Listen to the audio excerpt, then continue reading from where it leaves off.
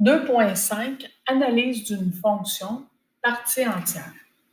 Bon, je vais refaire le tour dans le fond de c'est quoi l'analyse d'une fonction, d'une partie entière. On va aller parler du domaine, de l'image. On va aller parler de l'ordonnée aujourd'hui, puis aussi du zéro de la fonction.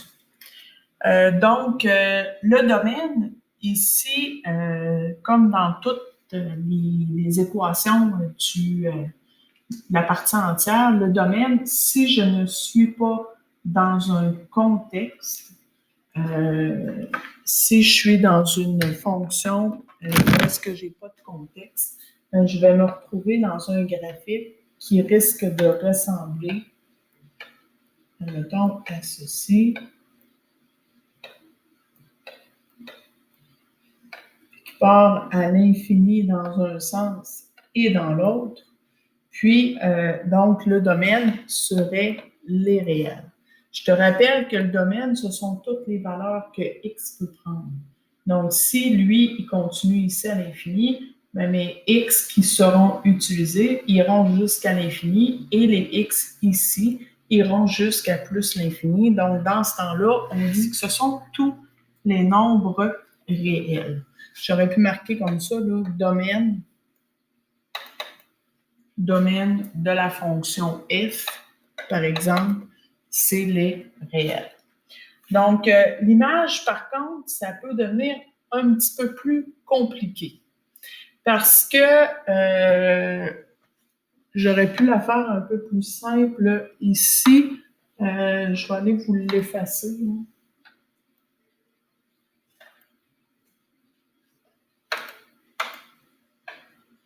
L'image, elle, faut que ce soit finalement, ça va être un petit peu plus compliqué parce que c'est des bons. C'est des valeurs, ici c'est Y, ensuite, pouf, ça saute à un autre Y, pouf, ça saute à un autre Y et ainsi de suite. Donc, ce sont des bons. Mais je ne veux pas que vous vous cassiez la tête avec ça, puis je ne veux pas qu'on fasse, qu'on se casse, c'est ça, la tête avec tout ça. Je veux que ça devienne simple. Donc, le cas, je vais te montrer, ça a l'air bien compliqué, mais tu vas voir, c'est pas si compliqué que ça. C'est l'énumération d'éléments, puisqu'on saute. Comme ici, mettons, si je me fais un exemple, 0, 2, 4, OK? Je ne me casserai pas la tête, là. OK? Donc, ici, mes Y là, qui sont disponibles, c'est 0, 2, 4. Le prochain, ce serait 6, 8, 10. Si je m'en vais vers en bas, ben, ce serait moins 2, moins 4. Je pense que ça, tout le monde est capable de le voir facilement. Mais pour le trouver, à partir d'une fonction, quand je regarde ma fonction comme ça, puis je dis, attends pas, là, faut que je construise mon graphique à toutes les fois, ça va être long. Il y a une façon plus simple d'y arriver. C'est ça que je vais te montrer, OK? Ça va être une formule, puis cette formule-là, ben, c'est comme une formule qu'on va aller appliquer. On va avoir besoin d'informations. On va avoir besoin de notre information par rapport à K. Mais on va avoir besoin de notre information par rapport à mon A. Fait que là, si tu te rappelles, le K, lui, c'est la valeur du Y. OK? Donc, ici, là, mon point est à 0, 0. OK? Fait que mon point 0, 0, ça pourrait être mon point HK dans mon équation. Alors, je suis en train de dire que mon K vaut 0. Et 0 fait partie de mes images que je t'ai nommées tantôt. Je vais les écrire, les images, juste pour qu'on se fasse une référence. OK? L'image de ce graphique-là serait 0, on a dit 2, on a dit 4, On a dit que si on descendait vers le bas, ce serait moins 2, moins 4, et etc. OK? Etc. dans l'autre sens aussi. Donc, lui, là, le 0, c'est mon K. C'est pas compliqué là, jusqu'à présent. Fait que j'ai besoin de connaître K. J'ai besoin aussi de connaître la valeur de mon A. Et mon A fait référence à quoi dans mon graphique? Vous souvenez-vous, dans le premier cours, je vous ai dit que de connaître nos paramètres et savoir à quoi ils servent, ça nous faciliterait la tâche. Bien, ici, là, c'est vraiment ça que tu es en train de faire. Tu vas aller valider si tu comprends.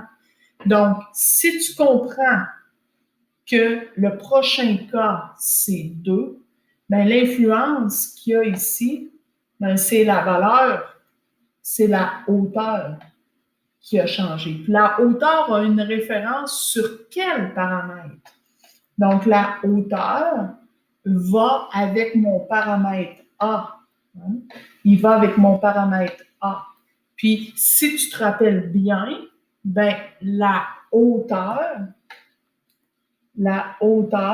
ou le paramètre A, je pourrais dire plus dans le... moi, je pourrais dire ça comme ça. Non, je vais le dire dans l'autre sens. Le paramètre A est égal à ma hauteur. Donc, la valeur absolue de mon A est égale à ma hauteur. Là, c'est une hauteur. Je peux aller dans un sens ou dans l'autre. Donc, mon A peut être positif ou négatif. Donc, je peux aller plus ou moins. Donc, ici, ma hauteur, c'est 2. Donc, si ma hauteur est 2, ça veut dire que je peux faire quoi avec mon A? Bien, je peux aller plus 2 ou moins 2. Viens-t'en ici. Retourne à ton cas. Qu'est-ce que j'ai fait ici? J'ai fait plus 2. À partir de lui, qu'est-ce que je fais? Ben, je fais plus 2. Si je pars de 0 puis je m'en vais vers là, ben, je fais moins 2. C'est de ça que je suis en train de parler. C'est mon paramètre A que je suis en train de faire jouer. Donc, j'ai fait quoi ici? J'ai fait pour trouver mon 2, mais j'ai fait K plus la valeur de A. Ah, ben oui. Puis là, ici, qu'est-ce que tu as fait d'abord? Ben, j'ai fait K plus la valeur de 2A. Bon, maintenant. Puis dans l'autre sens, qu'est-ce qu'on fait d'abord? Ben, on fait K moins A. OK? Puis pour trouver moins 4, ben, K moins 2A. OK? Moi, c'est drôle, j'aimerais ça que tu me le fasses vérifier. Je ne suis pas sûre que je comprends. Dans mon cas, tu m'as dit que le A peut valoir 2 ou moins 2, tout dépendant dans quel sens que je m'en vais. Je m'en vais vers la gauche, je vais faire moins. OK. Mais si mon cas, il vaut 0, puis je fais moins 2 fois, parce que je m'en vais vers la gauche, moins 2 fois 2, bien, je suis rendu pas mal à moins 4. OK.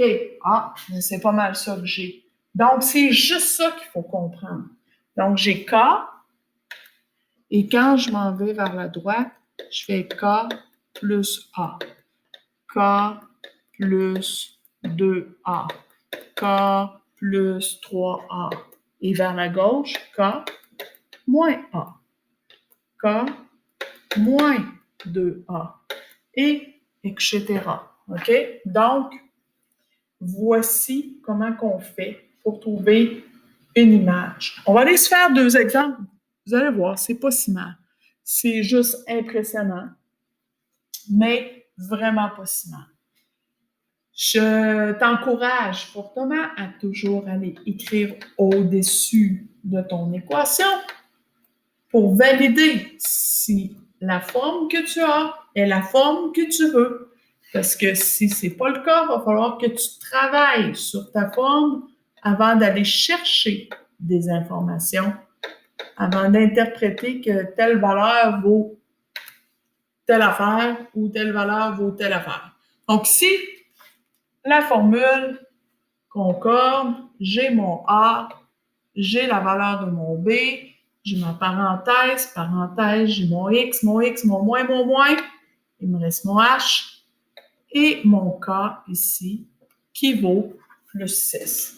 Donc, j'ai tout ce qu'il faut, mais ce qui m'intéresse, c'est la valeur de mon K et la valeur de mon A. Donc, mon A vaut 3 et mon K vaut 6.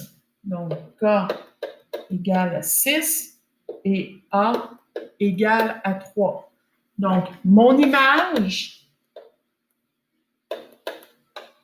sera, et là, je commence à peu près un petit peu plus loin pour aller placer mon K 6. Et là, je fais K plus A, donc 6 plus 3, 9. Et je pense que quand tu vas en avoir écrit un, tu vas dire, ah ben, ça fait un bond de 3, ça fait encore un bond de 3, 12, etc. Et je le fais dans l'autre sens. Là, j'avais marqué moins, mais dans le fond, 6 moins 3, 3, moins 3, 0, 3 petits points. Et voilà, j'ai trouvé mon image. Pas plus dur que ça. Ça a l'air bien impressionnant, mais c'est pas si pire que ça. Donc, exemple 2, on va en faire un autre. Et boy, méchante équation. OK, on va aller revoir. Qu'est-ce qu'on fait en premier? On écrit au-dessus de notre équation la forme pour valider si notre forme, c'est la bonne. Bx moins h plus k. Les paramètres, moi, oh boy, rose palotte de même, c'est un petit peu foncé. Donc, mon A vaut 7. Je vais aller faire juste mes paramètres qui m'intéressent. Puis, mon K vaut moins 3. C'est ce que j'ai besoin pour trouver mon image. Donc, c'est suffisant. Donc, ici, je commence par la valeur de mon K, moins 3, et je vais aller faire plus A pour trouver le prochain. Et mon A vaut 7, donc moins 3 plus 7, 4 plus 7, 11, 3 petits points, c'est suffisant. Et je fais la même chose ici, mais en m'en allant vers la gauche, donc je vais faire moins 7. Donc, c'est-à-dire moins 10, moins 17, bien correct comme ça. Et j'ai trouvé mon image en donnant quelques-uns. C'est suffisant. Donc, voici pour l'image. Il nous en reste deux à voir. Il nous reste l'ordonnée à l'origine, puis le zéro de la fonction. Donc, ordonnée à l'origine, c'est pas quelque chose de nouveau pour toi. C'est quelque chose qu'à chaque fois que je te le montre comme ça, je suis pas sûre que ça rentre dans la tête de tout le monde. Donc, je vais essayer de te l'écrire autrement là, parce que c'est quelque chose qui est assez important. Donc, quand je te dis valeur de Y, l'ordonnée à l'origine valeur de Y, ça veut dire trouve-moi la valeur de Y quand X est égal à 0. Donc, ça ici, là, ça, puis ce qui est écrit, la phrase là, c'est la même affaire. Puis moi, j'ai l'habitude en classe de vous répéter, si tu cherches une des deux variables, ça te prend toujours une équation. Tu ne peux pas t'en sortir. Il te faut une équation. Pourquoi ça te prend une équation? Bien, si tu as une équation, tu prends ton X, tu le remplaces dans ton équation. Tu remplaces ton X par 0. Puis là, ben, tu brasses ton équation, tu fais ton calcul, puis elle va te recracher la valeur du Y. C'est un peu ça, là. Essaye de te faire une image pour que ça devienne simple dans ta tête. Donc, ici, quand je veux trouver l'ordonnée à l'origine, je m'en viens faire quoi? Je m'en viens remplacer mon X par 0. Soit dit en passant, quand j'écris ça, là, j'espère que c'est clair. Ça veut dire X égale à 0, Y vaut combien? C'est ça que ça veut dire de 0. Puis ça, ben, c'est assez important. Ça pourrait arriver qu'à la fin de l'année, dans ton examen ministériel, il te il te pose une question comme ça. Et quand moi, je vais circuler pour répondre aux questions, je ne pourrai pas te répondre. C'est ce que je veux évaluer si tu sais ce que ça signifie. Donc, 3. Puis là, quand je vais croiser mon x, oups, je m'en viens.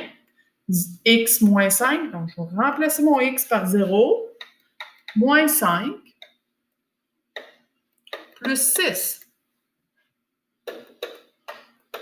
Et là, tout ce qu'il me reste à faire, c'est calculer. Soit dit en passant, quand je calcule, il faut que je fasse mes priorités d'opération. Ça aussi, c'est des choses des fois qui sont oubliées. On va répéter. Je préfère répéter là, pour que vous ne fassiez pas ce genre d'erreur-là dans un examen. Donc, peine masse, je valide toujours si je n'ai pas des calculs que je suis capable de faire pour simplifier et j'isole si j'ai quelque chose à isoler. Fait que là, présentement, si je regarde, c'est tous des chiffres ici à ma gauche. Fait que je suis vraiment en mode je calcule. OK? C'est vraiment là, écoute, il n'y aura pas de présentement, il n'y aura pas d'isolement parce que je n'ai pas rien à isoler. J'ai seulement un calcul à faire. Donc, si je regarde, ça veut dire qu'il faut que j'y aille en ordre ici. Est-ce que j'ai une parenthèse? Oui, j'ai une parenthèse. Elle est ici. Donc, je vais réécrire mon 3, mon crochet, 4. Et là, je vais faire 0 moins 5 parce que dans le fond, priorité d'opération, je vais faire comme on faisait en secondaire 0 moins 5, voici ce que je veux traiter en premier. 0 moins 5, ça me fait moins 5. Je ferme mon crochet, plus 6. Là, j'ai plus de parenthèse, mais j'ai quand même des crochets. Les crochets, dans ce cas-ci, est-ce qu'on les traite comme des parenthèses? Non, parce que c'est une partie entière. Par contre, à l'intérieur de mes crochets, j'ai encore quelque chose que je peux faire. C'est pas un exposant, c'est une division de multiplication. Ah, multiplication. Je m'en viens faire ma multiplication en deuxième lieu. Je m'en viens faire ma multiplication, ce qui me donne moins 20, parce que 4 fois moins 5 me donne moins 20, plus 6. Et là, je m'en viens ici, ce n'est pas dans mes priorités d'opération. Là, il faut que j'applique la définition de la partie entière. OK? Donc, ça ici, là, ce que je vais faire pour enlever les crochets, définition de la partie entière, pour enlever les crochets. Je n'enlève pas les crochets comme ça, là. Il faut que je me pose la question. OK? Ma question, c'est est-ce que moins 20 est un nombre entier? Est-ce que c'est un nombre entier, moins 20? La réponse, c'est oui. Alors, je garde moins 20 et j'enlève mes crochets. C'est ça qu'il faut faire. Si ça n'avait pas été le cas, il aurait fallu que je prenne le plus grand nombre qui se trouve juste à gauche de la valeur que j'aurais eue. Donc, ici, puisque c'est un nombre entier, donc, je vais garder moins 20 et je laisse tomber mes crochets. Et là, je repars, puis je me repose la question, est-ce que j'ai des parenthèses? Non. Est-ce que j'ai des exposants? Non. J'ai-tu une multiplication divisée? Ah oui, j'ai une multiplication. Donc, je vais m'occuper de ma multiplication. Là, je fais ça très, très long.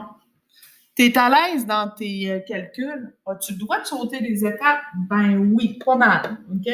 Mais là, je te le montre. Si tu n'es pas encore super à l'aise avec ça, moi, je te conseille de faire toutes les étapes. Tu es bien mieux d'en faire plus que moins Mais si, par contre, tu es rendu à un autre niveau, puis que toi, ça va bien, puis tu es capable de sauter des étapes, ben, tu le fais. Okay?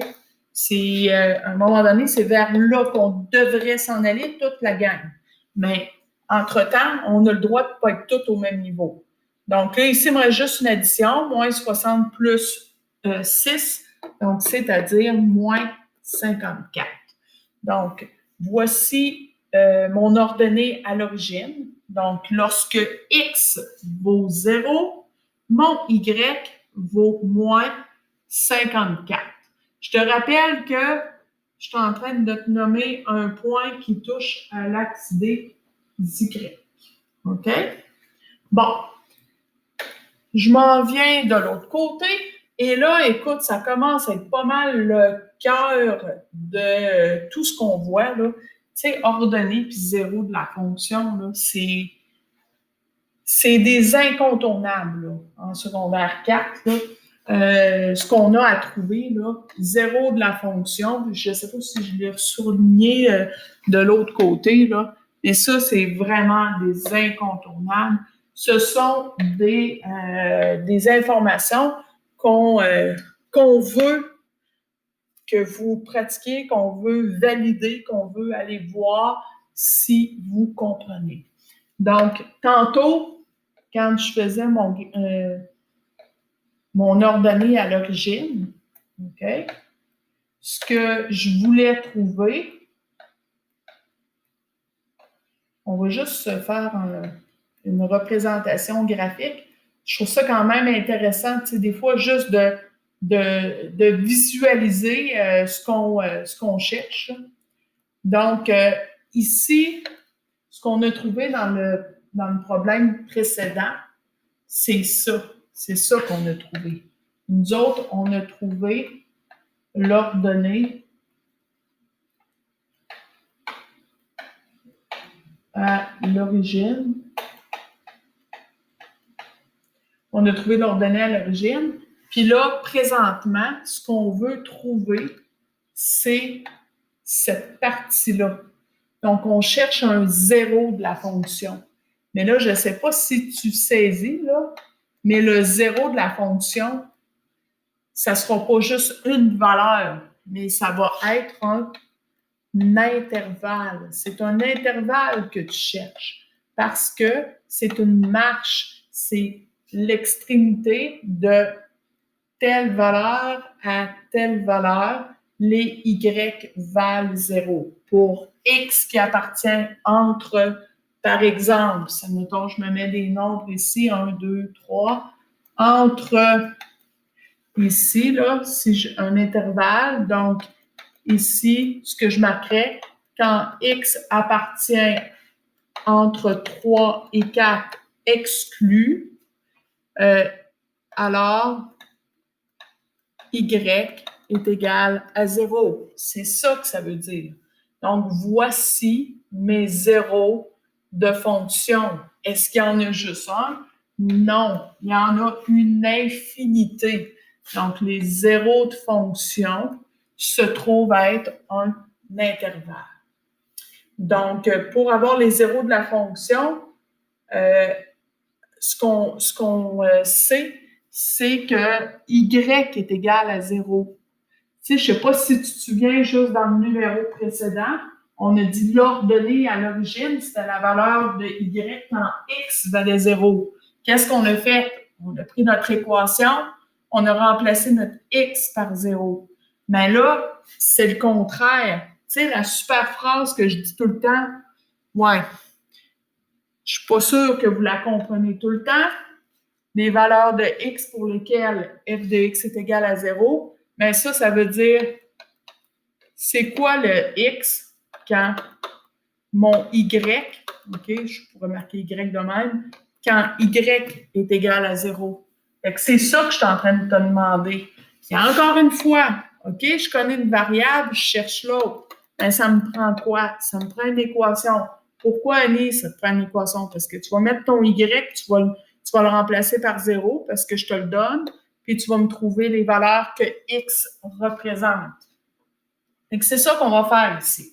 Fait qu'on s'en vient remplacer notre Y par 0. Puis ensuite, on va aller, dans le fond, isoler notre X. Oh, isoler notre X. Donc, quand on veut isoler ou résoudre ici, OK, c'est sûr qu'on va utiliser un peu PEMDAS. OK, on va aller, quand on veut isoler, habituellement, on part comme ça. Je te demande tout le temps, par contre, de valider. À un moment donné, tu vas être assez habitué, tu vas dire, ah, je n'ai pas besoin de le valider. Je sais que dans ce cas-ci, ce n'est pas le cas. Mais je veux quand même que tu prennes le temps, des fois, de valider. Prends 2 secondes. Est-ce qu'ici, il y a quelque chose que je suis capable de calculer, de réduire? La réponse, c'est non. OK? Présentement, ici, ça ne sert absolument à rien de calculer. Il n'y a rien à calculer. Je ne peux rien faire. Bon, et à la limite, tu pourrais toujours distribuer ton 4, mais moi, ce n'est pas ma stratégie. Mais si tu veux le faire, vas-y. Mais moi, ce n'est pas ma stratégie. Donc, ce que j'aurai à faire, ça va être d'isoler mon X. Puis là, quand je veux isoler mon X, il est ici. Il est loin, là. Il est en dedans. Il est loin. J'en ai des affaires autour à faire en premier. Puis quand j'isole, je m'en viens ici de droite vers la gauche. Est-ce que j'ai des additions et des soustractions autour de mon X? Mais c'est sûr que si tu t'en viens voir juste à côté, t'es là. Mais là, tu sais, c'est comme, faut que tu t'imagines, là, faut que tu t'imagines, je sais pas, si j'ai... faut que tu t'imagines, j'aime pas trop l'image, mais en tout cas, je trouve que c'est une image qui est facile à comprendre. J'ai un t-shirt, j'ai un coton ouaté, puis j'ai mon manteau d'hiver. Bon, mais là, j'ai chaud, là. Je veux être en t-shirt. La priorité en premier, là, penses-tu que je vais pas être en t-shirt en enlevant tout de suite mon coton ouaté puis mon manteau d'hiver après? Je pense pas. Fait que c'est quoi que je vais aller enlever en premier? Je vais aller vers les extrémités. Au bout, plus loin. Ah, OK, j'ai un plus 6 ici. Ah, j'ai une addition puis une soustraction, mais qui est plus loin. Je vais me débarrasser d'elle en premier. Fait que pour m'en débarrasser, il faut que je fasse le contraire de plus 6. Il faut que je fasse moins 6. Fait que je vais faire moins 6 de chaque côté. Là, j'ai moins 6. Il va me rester 3. Crochet, moins 4, X, moins 5. Puis là, lui, il est parti. OK. Je ne perds pas de vue mon X parce que c'est lui que je veux isoler. Fait que là, est-ce que j'ai encore des additions et des soustractions très loin? Non. Mais plus loin que mes crochets, oh, j'ai un 3. Il fait quoi mon 3 ici? Il n'y a rien entre les deux. Hein, ça fait quoi quand il n'y a rien entre les deux? Ça fait un fois, OK? Il n'est pas écrit, mais c'est un point qui est sous-entendu, c'est une multiplication. Ah, j'ai plus d'addition-soustraction, mais j'ai une multiplication. Donc, je dois m'en débarrasser. Et puis, quand je veux me débarrasser d'une multiplication, il faut que je fasse le contraire de multiplier, c'est-à-dire diviser. Et quand je divise par 3, je divise de chaque côté par 3. Alors là, je vais remonter un petit peu mon écran. Et là, moins 6 divisé par 3, ça me donne moins 2. Ça, c'était quelque chose qu'on avait appris dans notre module 1. On ne fait pas grand-chose de vraiment différent. C'est déjà quelque chose qu'on faisait dans le module 1. La seule chose qu'on a ajoutée, c'est le paramètre H et le paramètre K. Mais ce que je suis en train de faire avec toi, on le faisait déjà. On disait, si tu veux résoudre puis trouver la valeur d'un X, ben, isole tes crochets. OK? Donc, isole tes crochets. Et là, on est comme pas mal rendu là. Il ne nous reste plus rien autour. On s'est débarrassé de notre plus 6, on s'est débarrassé de notre 3. Fait que là, on a pas mal isolé nos crochets. La deuxième affaire qu'on nous disait, c'est, ben, quand tu auras isolé tes crochets, vérifie donc. Est-ce que tes crochets, là, c'est-tu égal, ce qui est ici là, comme réponse, ta réponse, est-ce qu'elle est égale à un nombre entier? C'est-tu un nombre entier? Fait que moi, ici, mes crochets, OK, je vais te le mettre en vert. Je vais essayer de te montrer ce que je veux dire. Mes crochets, là, ben, mes crochets sont ici. OK? Mes crochets sont là. Est-ce que la réponse qui se trouve à droite, en bleu, ici, en bleu, est-ce que mon moins 2, c'est un nombre entier? Je veux savoir si c'est un nombre entier. C'est un peu ça ici, je m'en viens m'interroger. Pas besoin de le mettre, le point d'interrogation, mais je viens m'interroger, je viens me poser la question à moi-même, est-ce que c'est un nombre entier? Quand je réponds oui, ben, je peux continuer. Si je réponds non, ben ça va être terminé. Ça veut dire quoi si tu réponds non? Okay, je vais juste écrire là. Si c'est non, calcul terminé. C'est un calcul dans le fond. Calcul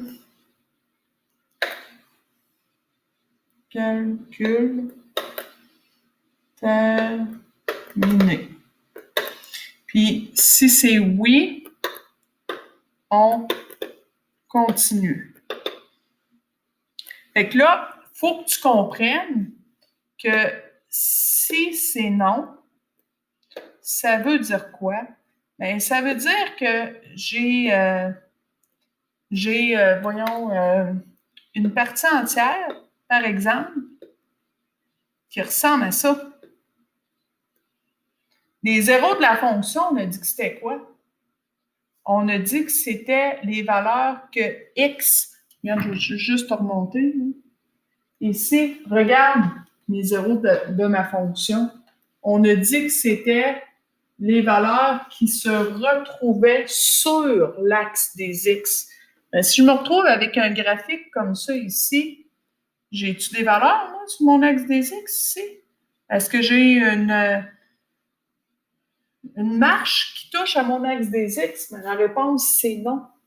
Alors, ça veut dire qu'il n'existe pas, justement, de zéro de fonction. Donc, c'est pour ça que ça ne marche pas. C'est pour ça que ce n'est pas un nombre entier. Et c'est pour ça qu'on ne continue pas notre problème, parce qu'il n'y a pas de solution. Ça n'existe pas. Puis là, quand je dis on continue, OK, et on fait quoi? Bien, je vais faire l'exemple ici avec ce que nous autres, on a là, comme valeur. Donc, je vous avais fait une droite, je dis tout le temps qu'à partir d'ici, on va avoir deux branches. Parce que dans le fond, on cherche un intervalle. Fait que si on cherche un intervalle, on cherche l'extrémité de chacune des intervalles. Donc, à toutes les fois, on va aller placer, ça c'est mon canevas de base. OK? Ça, là, ça change pas. Jamais, jamais, jamais. Je vais aller changer après avec mes couleurs. Fait que ça, c'est ma base. Ça veut dire que c'est les valeurs, toutes les valeurs que ma réponse ici peut donner. Puis elle peut donner ça entre quoi et quoi? Bien, elle peut donner, ça c'est mon moins 2. Il faut que quand j'ai ma réponse ici, il faut que ma partie entière me donne moins 2. Donc, ça peut être moins 2 et je vais accepter dans le fond toutes les valeurs jusqu'à ici plus 1, c'est-à-dire moins 1. Donc, pense à une valeur, là, admettons, entre moins 1 moins 2, j'ai moins 1,5. OK? Moins 1,5. Je vais l'effacer après, là. La valeur que ce calcul-là, s'il me donne moins 1,5, si je fais la partie entière de moins 1,5, je te rappelle, c'est quoi la partie entière de moins 1,5? Moins 1,5, est-ce que c'est un nombre entier? Tu me dis non. Alors, tu dois faire quoi? Prendre le plus grand nombre entier qui est juste à ma gauche, donc c'est-à-dire moins 2. Donc, c'est pour ça que toutes les valeurs qui sont ici vont toujours me donner moins 2. Et que ça va respecter mon égalité là. C'est ça que je veux. Ici, entre les deux, ben, ça va être mon équation que je m'en viens écrire. Moins 4, x, moins 5. Donc, ça, c'est mon équation que je m'en viens écrire juste à cet endroit-là. Et là, ben, ça me permet de dire, ben, voici ma première inéquation. Et voici ma deuxième inéquation. Je vais aller les écrire. Je m'en viens écrire, moi, j'écris toujours de gauche à droite. Je rencontre mon moins 2 en premier, je monte, j'ai mon plus petit ou égal, moins 4, x, moins 5. Puis de l'autre côté, j'ai moins 4, x, moins 5, plus petit que moins 1. Donc voilà, là, j'ai mes deux inéquations, il me reste juste à les résoudre. C'est comme on a fait dans notre module 1. Sauf que mon expression ici est un peu plus grosse parce que j'ai un HK maintenant. J'ai des HK, puis là, j'ai une valeur de H qui est ici. J'ai juste à respecter mon plein de masse. Si je respecte plein de masse pour aller isoler, parce que je suis en mode isolé, je vais juste mettre I, ici, C pour calculer. Fait que si je respecte ça, tout devrait bien aller. Allons voir. Donc, je veux isoler mon X. Est-ce que j'ai des additions et des soustractions autour? Non. Ben, j'en ai une ici, là, mais j'ai quelque chose de plus loin encore après mes parenthèses. Fait qu'il va falloir que je m'occupe de ça en premier. J'ai mon moins 4 qui multiplie. OK. Donc, j'ai une multiplication, il faut que je m'en débarrasse. Et c'est un négatif. Est-ce que tu te rappelles ce qu'on fait avec un nombre négatif? Quand on a des inéquations et qu'on multiplie, ou, je te le rappelle, multiplie, ou divise par un nombre négatif, alors le signe change de bord.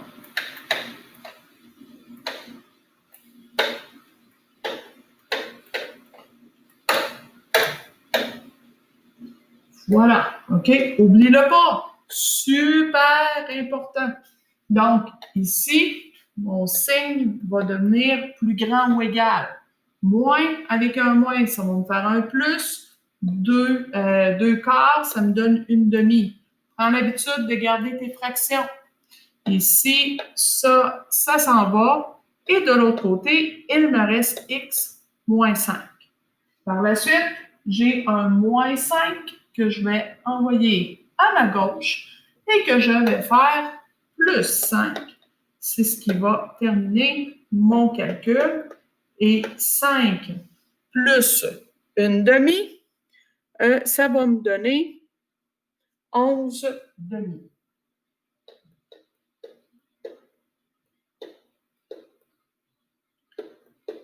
Et là, il me reste l'autre affaire, mon autre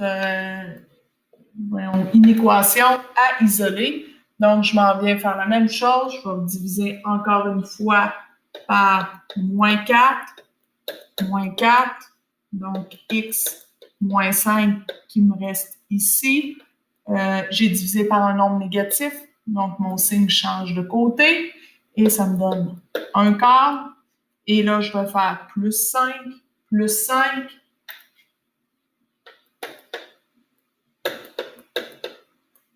Et là, x sera plus grand que 21/4.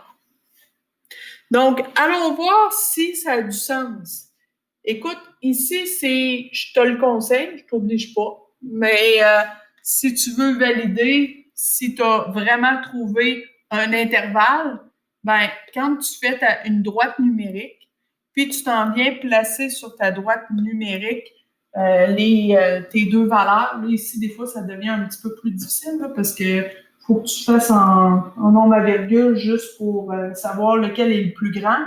11/2, ça fait 5,5, puis 21/4, ça me fait 5,25. Donc, mon 21/4 est en premier, puis mon 11/2 est en deuxième. Une fois que je les ai placés, c'est parce que tu vas comprendre ce que je fais. Regarde, mon X, là, il doit être plus petit que 11/2, plus petit ou égal. Donc, plus petit ou égal, le fait que ce soit égal, ça veut dire que mon rond est plein. Si c'est plus petit, ben, c'est parce que je m'en viens ici par la gauche. OK? Puis, lui, il faut qu'il soit plus grand. Donc, vide, puis plus grand, je m'en viens par là. Ah, ben, je suis en train vraiment de me faire une marche. Je me fais vraiment un intervalle. Alors, je sais que je suis correct. Je suis entre 21/4. Donc, les zéros de ma fonction peuvent être inclus entre 21/4 exclus et 11/2. Si j'avais oublié de changer mes signes ici, regarde ce qui se serait passé. C'est pour ça que je voulais que tu fasses cette validation-là. Je te le montre. Écoute, je trouve que c'est important, comme je t'ai déjà dit. Moi, j'aime bien comprendre ce que je fais. Et que je voulais te le montrer. Si j'avais oublié de changer mon signe, puis j'avais laissé mon signe comme ça, je serais arrivée à la même place. Okay? Je serais arrivée comme ça. Je vais juste me faire une séparation. Ça, c'est ce que je ne veux pas que tu fasses. OK?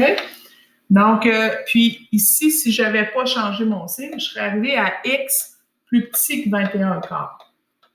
Mais quand j'aurais fait ma droite numérique, regardez ce que ça nous aurait donné. Bon, 21/4, il ne change pas de place parce qu'il est plus petit que 11/2. Donc là, on le laisserait comme ça. Puis là, on arriverait, on lirait nos valeurs. X est plus grand que 11/2. Plus grand ou égal? Bon, plus grand ou égal, point plein. Plus grand. Fait que je m'en vais vers ma droite. Puis ici, plus petit, vide, je m'en vais vers la gauche. Yeah. C'est une drôle de marche. Est-ce que je suis en train de me faire une marche? Pas en tout. Je pars dans un sens jusqu'à l'infini, puis je pars dans l'autre jusqu'à l'infini. Fait que si tu l'as fait, cette petite démarche-là, tu vas voir assez rapidement, oh boy, je suis dans le champ raide. Qu'est-ce que j'ai fait? Puis là, je vais pouvoir allumer. Attention, attention.